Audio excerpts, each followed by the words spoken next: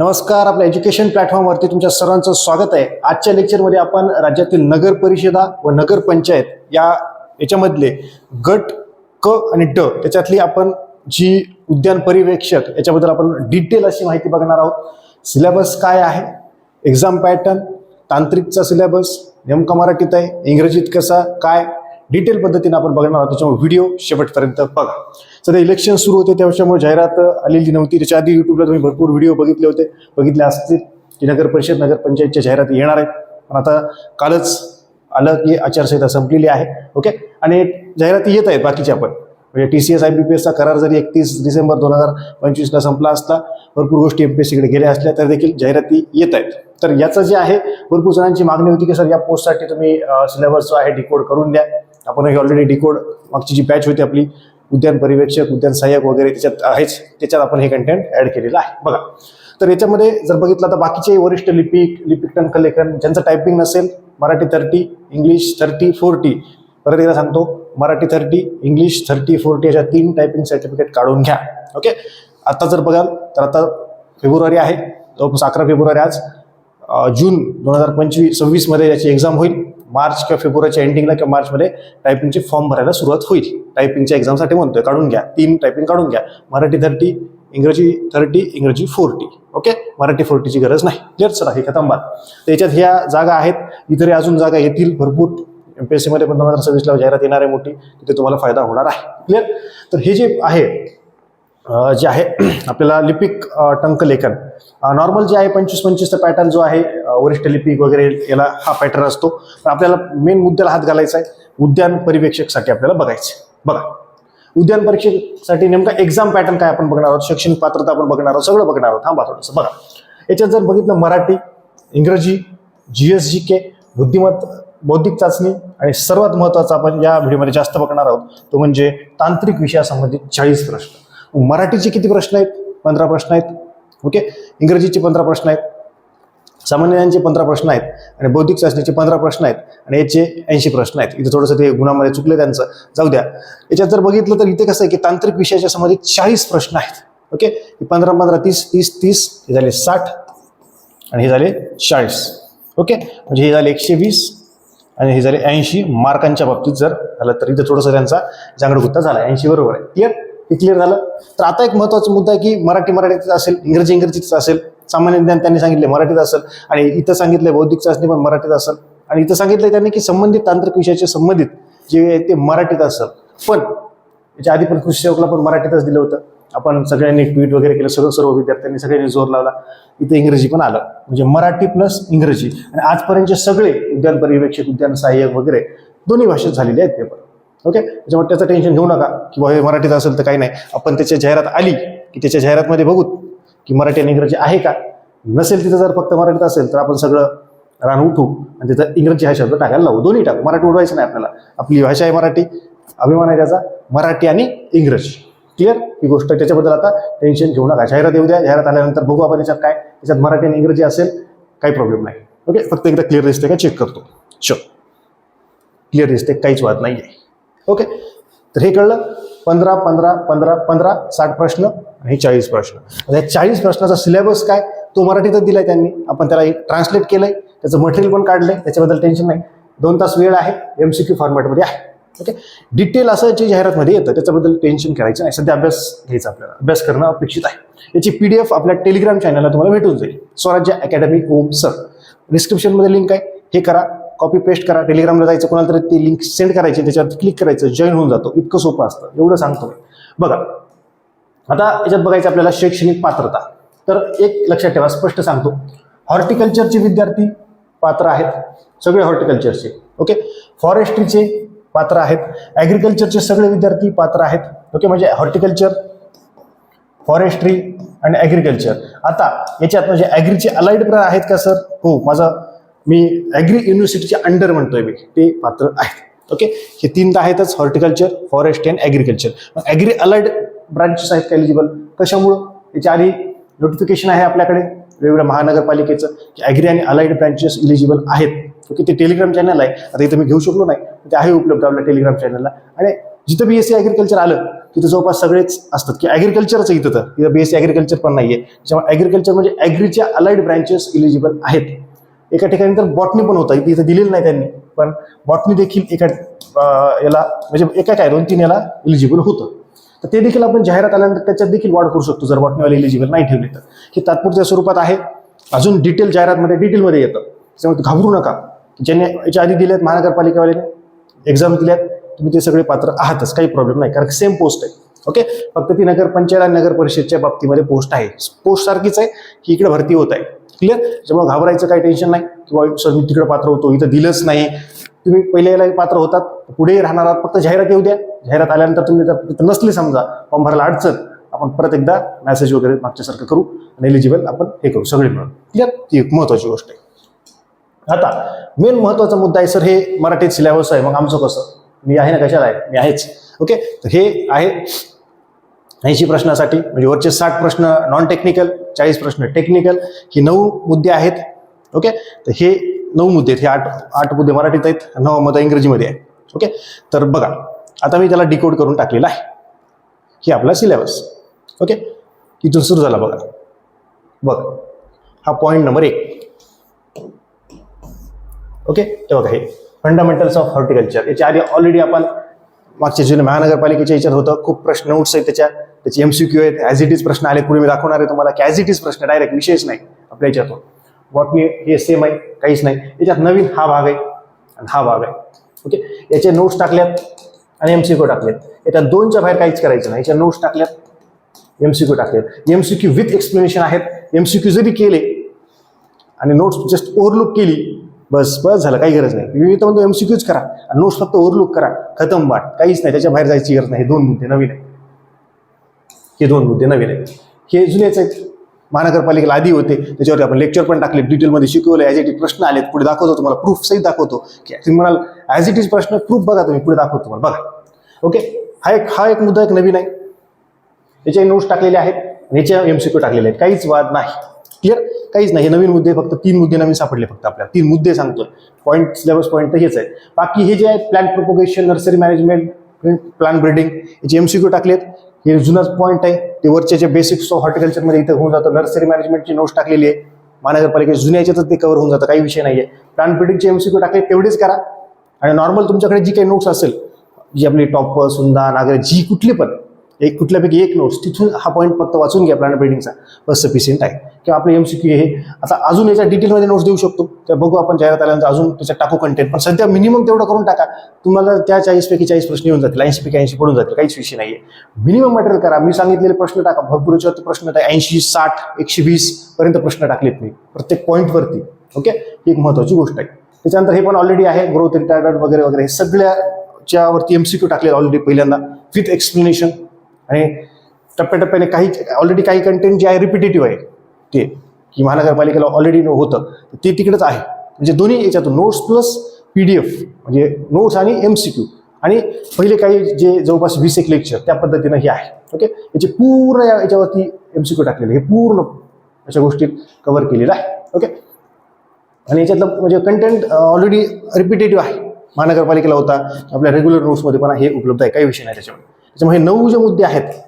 Okay, या 9 मुद्द्यावरती प्रत्येक याच्यावरती टेस्ट उपलब्ध आहे, विथ एक्सप्लेनेशन आहे आणि नोट्स देखील उपलब्ध आहेत. ही एक महत्त्वाची गोष्ट आहे. ओके, त्याचं विशिष्ट असं फोल्डर केलेलं आहे. आणि जुने देखील जे महानगरपालिकेचे पेपर्स आहेत ते आपल्याला कोर्समध्ये मिळतील. आणि महत्त्वाची गोष्ट म्हणजे जुने जे MCQ आहेत ते देखील उपलब्ध आहेत, नोट्स पण उपलब्ध आहेत. म्हणजे महानगरपालिकेला जे कंटेंट केलं त्याच्यातलं फक्त 30 ते 40% अवॉइड करायचं आहे, बाकी 60% कॉमन आहे. आणि याच्यातला फक्त नवीन जो कंटेंट बघितला तर तुम्ही तो वगैरे सांगितलं तर 20% 30% कंटेंट नवीन आहे, तेवढाच फक्त करायचं आहे, बाकी सगळं जुनंच आहे. म्हणजे आधी ज्यांनी बॅच घेतली असेल किंवा आधी ज्यांनी अभ्यास केला असेल त्यांना फक्त 20 ते 30% नवीन करायचं आहे, बाकी फक्त फ्रेमवर्क करायचं आहे आणि काही फक्त गोष्टी काढून टाकायच्या की ह्या नाही वाचायच्या आपल्याला. ओके, त्याच्यामुळे हे सिलेबस डिकोड केला, हे प्रिंट करून घ्या, हे 9 पॉईंट बघा, नंतर तुम्हाला कळेल की अरे हे तर काहीच वेगळं नाहीये, फक्त ते वरचे 3-4 पॉईंट नवीन आहेत, बाकीचे फक्त MCQ वाचायचे. MCQचे प्रिंट करा, त्याचे रिव्हिजन्स मारा, म्हणजे तुम्हाला कळेल की pomology, pathology, tree plantation, landscaping, floriculture, या पूर्ण याच्यावरती, ह्या सगळ्यावरती 1, 2, 3, 4, 5, 6, 120 प्रश्न याच्यावरती काढलेले आहेत. 120 प्रश्न विथ एक्सप्लेनेशन आहेत. ते तुमचं पहिलं काम आहे. हे जे 8वा पॉईंट आहे याच्यावरती MCQ आहेत, 60 MCQ मला वाटतं याच्यावरती आहे. 50 ते 60 परफेक्ट करा. MCQ वाचा, मग तुमचं इथून पूर्ण प्रिन्सिपल्स ऑफ प्लांट ब्रेडिंग 2दा आहे. ओके, ते चांगल्या पद्धतीने करायचे. ट्रॉपिकल सबट्रॉपिकल फ्रुट्स व्हेजिटेबल्स जे नोट्स टाकले त्याच्यातून करा.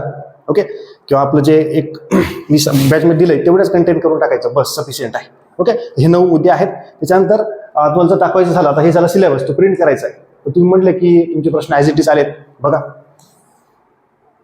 इकडे बघा, हे लेक्चर नॉन ट्युनिकेट बल्ब एक्झाम्पल, हे नोट्समधलं आहे मी, त्याच्यावरती लेक्चर टाकलंय. हे ट्युनिकेट नॉन ट्युनिकेट याला क्लिअर आहे का बघतो, क्लिअर दिसतंय, काही प्रॉब्लेम नाही आहे. बघा ओके, नवी मुंबई महानगरपालिका 2025 उद्यान अधीक्षक पेपरमधील प्रश्न ॲज इट इज एक्झाम्पल आहे, मी सांगितलंय. हे लेक्चर ॲपला आहे, त्याच्यामध्ये त्याचा फोटो काढलाय आणि हे केलेलं आहे. ओके, त्याच्यानंतर पुढे बघा हे नोट्समधला की why is waterproofing essential for terrace gardening, पूर्णपणे याच्यात उपलब्ध आहे. टेरेस गार्डनिंग वगैरे नोट्स त्या पद्धतीने दिलेले आहे. ओके, त्याच्यानंतर पुढे लेक्चरमधलाच प्रश्न आहे बघा, लँडस्केप गार्डनिंग बघितलं होतं तुम्ही आता. ओके, हे त्याच्यामध्ये आहे बघा, हे पूर्णपणे सांगितलं कशा पद्धतीने काय अंडरलाईन करून त्याच्यावरती प्रश्न येणार आहे, ते लेक्चरमध्ये सांगितलेलं आहे. ओके, नवी मुंबई महानगरपालिका. त्याच्यानंतर बघा हे आपले टेस्ट सिरीज म्हणल्यापेक्षा MCQ जे आपण विथ एक्सप्लेनेशन दिलेलं आहे. बघा हे टेस्ट, त्याचं एक्सप्लेनेशन नॉर्मल आणि ॲज इट इज प्रश्न. ओके, ह्या पद्धतीने आहे. त्याच्यानंतर पुढे जर बघितलं आपण सेम कॉपी इट्युलेशनच्या बाबतीमध्ये इट्युलेशन क्लासिफिकेशन कशाच्या बेस्ड आहे, इट्युलेशन काय आहे त्याचं एक्सप्लेनेशन अशा पद्धतीनं दिलेलं आहे. बघा त्याच्यानंतर बघा हे सिल्व्हिकल्चर. ओके, या पद्धतीनं. त्याच्यानंतर पुढे जर बघितलं आपण forest national commission of agriculture, हे बघा हे नॅशनल कमिशन ऑफ ॲग्रिकल्चर, हे टेस्ट दिलेलं आहे. हे आधी दिलेलं आहे मी, आणि हे नंतर मी प्रूफ काढले की आपले किती आले. नॉर्मल बघितले भरपूर आहेत. ओके, ॲज इट इज प्रश्न हे देखील बघा, ॲज इट इज प्रश्न एकदम. ओके, त्याच्यानंतर जर पुढे बघितलं हे देखील ॲज इट इज प्रश्न आहे. ते फक्त हे बघा कॅल्शियम, बघा इथे कॅल्शियम 1 नंबर, इथे 4 नंबरला ऑप्शन, इथे 1 नंबर आहे, फक्त ऑप्शनमध्ये बदल आहे, बाकी काहीच नाही आहे. ओके, हे बघा हे हिली आणि हे याला हे देखील कंट्रोल सिस्टीमवरती प्रश्न आहे. डिटेल पद्धतीने शिकवलं आहे, कसं लक्षात ठेवायचं, ट्रिक वगैरे. एक जवळपास 20-22 लेक्चर्स आहेत. परफेक्ट करून घ्या, खतम बात, औषधाला शिल्लक राहणार नाही. वेळ आज आहे, करून घ्या. बघा हे कंट्रोल सिस्टीम हे या पद्धतीनं. त्याच्यानंतर कॅल्शियमचं झालं ऑलरेडी. ओके, हे रिपीट झाले काही. चलो ऑफिस या पद्धतीनं. हां, इकडे बघा हे नोट्समधून बघा हे लिहिली ऑलरेडी, बघितलं आपण ट्युनिकेट नॉन ट्युनिकेट. हां, बघा हे PPT शेअर केल्या होत्या. ओके, रोमन वर्ड त्याच्यावरती इथून प्रश्न आला, बेसिकवरती हे होईल आणि तेवढं वाचणं गरजेचं असतं. बघा हे कल्याण डोंबिवली महानगरपालिका हार्ड सीड कोडच्या बाबतीमध्ये स्कॅरिफिकेशन काय. ओके, त्याच्यानंतर ही गार्डनच्या बाबतीमध्ये नोट्स कल्याण डोंबिवली महानगरपालिका, इथं सेम बेसिक लेक्चर याच्यावरती तुम्हाला म्हटलं की बेसिकचं आता सांगितलं ना, बेसिक्स ऑफ हॉर्टिकल्चर, त्याच्यावरती लेक्चर्स टाकले होते. ओके, ॲज इट इज, हे बघा हे ॲज इट इज एकदम pH वगैरे. त्याच्यानंतर पुढे कल्याण डोंबिवली मायटॉसिसवरती बघा इथं अंडरलाईन देखील केलेलं आहे, हायलाईट देखील हे आधीच केलेलं आहे. ओके, लेक्चरमध्येच टाकलेलं हे देखील बघा ॲज इट इज. खूप प्रश्न आहेत असे. ओके, या पद्धतीनं. ओके, हा आपला कोर्स आहे, उद्यान अधीक्षक, उद्यान पर्यवेक्षक, उद्यान सहाय्यक पद भरती, technical subject horticulture, test series, notes आणि मेंटरशिप बॅच पूर्णपणे. ओके, जबरदस्त पद्धतीनं आहे, ऑफरमध्ये उपलब्ध आहे, लवकरात लवकर तुम्ही घेऊ शकता. क्लिअर. बाकी जर बघायचं झालं तुम्हाला फक्त आलंच होतं का, मग कोणी सोडवलं का नाही. बघा हे सर खरंच ग्रेट आहात तुम्ही. आपल्या टेस्टमधून 70% पेपर होता. आजचा पेपर सोडवताना डायरेक्ट आन्सर येत होते विदाऊट ऑप्शन. ओके, हे विद्यार्थ्यांचेच आहे, स्क्रीनशॉट मी इथं घेतलेले आहेत. ओके, त्याच्यानंतर बघा एका नोट्समधील क्वेश्चन आले होते सर. ओके, त्या पद्धतीनं बघा हे पुन्हा थँक्यू. आज गार्डन इन्स्पेक्टरचा पेपर झाला, बॅचचा खूप फायदा झाला. नोट्समधून जवळपास सर्वच क्वेश्चन आले होते, हे विद्यार्थ्यांचे आहे. Okay, sure. बघा आता सर्व वाचून दाखवत नाही. बघा हे पॉज करून तुम्ही वाचू शकता. ओके, हे देखील पॉज करून तुम्ही वाचू शकता. म्हणजे हे का दाखवतं की विद्यार्थ्यांना ट्रस्ट बसला पाहिजे, आले होते. म्हणजे ऑलरेडी तुम्ही टेलिग्रामला फॉलो करताय मला किंवा व्हॉट्सअपला फॉलो करताय, तर तुम्हाला ही माहितीच आहे की सर आले होते, काही विषय नाही सर. ओके, पुढे हे भरपूर आहे अजून, आता एवढे पुढे दाखवत बसू, तुम्हीच मला जाऊ द्या. ओके, उद्यान अधीक्षक, उद्यान पर्यवेक्षक, उद्यान सहाय्यक पदभरतीची बॅच आहे, ॲप्लिकेशनला जा. ओके, सरळ सेवा बॅचेस किंवा ॲग्री एक्झाम बॅचेस त्या फोल्डरमध्ये जाऊन ही बॅच तुम्ही परचेस करू शकता. ओके, त्या पद्धतीनं पूर्ण जो सिलेबस आहे. ओके, हा पूर्ण सिलेबस, त्याच्या नोट्स, आणि अजूनही असं नाही किंवा याच्यात ॲड झाल्यात तर एवढ्याच नोट्स, अजूनही टप्प्याटप्प्याने त्याच्यात अजून कंटेंट ॲड होतं. पण सध्याच्या परिस्थितीला पटकन घ्या, पटकन एक मुद्दाला हात घाला आणि एक मुद्दा लवकरात लवकर क्लिअर करा, हे महत्त्वाचं आहे. म्हणजे गेले आता याचे हे 220 लेक्चर आहेत, ते पटकन बघून घ्या. जर तुम्ही आधी बघितले नसतील तर त्या नोट्स प्रिंट करा, ते वाचा. ओके, नंतर हे ज्या नोट्स आहेत ह्या 2 प्रिंट करा. याला वेळ लागणार आहे थोडा. नवीन जो पार्ट आहे, 3 हे जे पार्ट तुला इथे दिसते हे हे हे 1 2 आणि 3ला थोडासा वेळ लागेल. ते मोठं आहे, ते पटकन संपवा. आणि बाकीचे पूर्ण हे जे इथून आहेत सोपं, याचे पूर्ण एमसीक्यू दिलेत विथ एक्सप्लेनेशन, ते सगळे प्रिंट करा आणि एमसीक्यूच वाचा सध्या. ओके, जाहिरात येईपर्यंत. आणि बेसिक तुमच्याकडे दुसरी एखादी कुठली हॉर्टिकल्चरची नोट्स असेल, कुठली असेल, तिथून हॉर्टिकल्चर करून घ्या. आणि PYQ वाचा, महानगरपालिकेची वेगवेगळी झालेली. बस तेवढंच करा सध्या. बाकी नंतर हे जे एवढं सांगितलेलं आहे जे परफेक्ट झालं, नंतर मग अजून नोट्स वाचा जे बाकीच्या फोल्डरमध्ये देखील आहेत. महानगरपालिकेचे जुना म्हणजे मागे झाले 2025ला जे एक्झाम झाले त्याच्या नोट्स आहेत, तिथून तुम्ही एक नोट्स घेऊ शकता. तर मी पण इकडे ऍड करतो वाटलं असतं, काही प्रॉब्लेम नाही. तर ते करणं गरजेचं आहे.